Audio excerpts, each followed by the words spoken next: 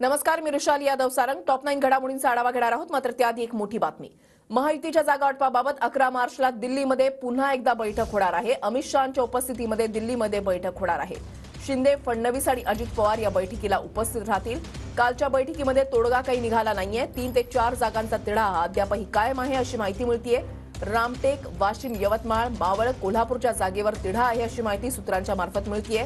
रामटेक, वाशिम, मावळ, कोल्हापूरच्या जागेवर चर्चा होणार अशी देखील माहिती मिळतीये. गजानन उमाटे आमचे प्रतिनिधी या संदर्भातली अधिक माहिती देतील. गजानन.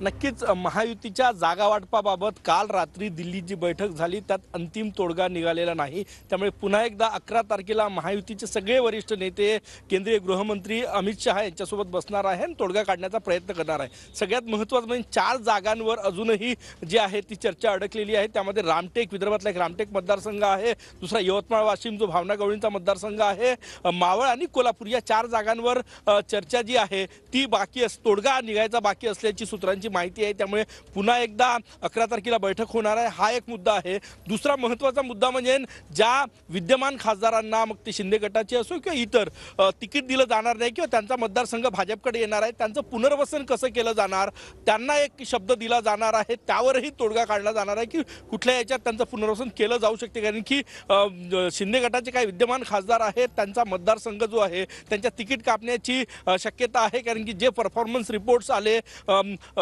केंद्रीय भाजपने केले, महाराष्ट्र प्रदेश भाजपने सुद्धा जे सर्वे केले त्यात परफॉर्मन्सनुसार विनिंग पोझिशनलाच तिकीट देणार आहे. त्यामुळे त्यांचं पुनर्वसन कसं करता येईल, त्यांची नाराजी पुढे येणार नाही याची काळजी घेतली जाणार आहे. त्यामुळे या सगळ्या मुद्द्यांवर चर्चा करण्यासाठी पुन्हा एकदा महायुतीचे सगळे नेते दिल्लीत 11 तारखेला बसणार असल्याची माहिती आहे. आणि त्या 11 तारखेच्या बैठकीत प्रयत्न केला जाईल की अंतिम तोडगा काढला जाईल. परंतु भाजप काल जी रात्री बैठक झाली त्यावर भाजप अजूनही 33-34 जागा लढण्यावर ठाम आहे.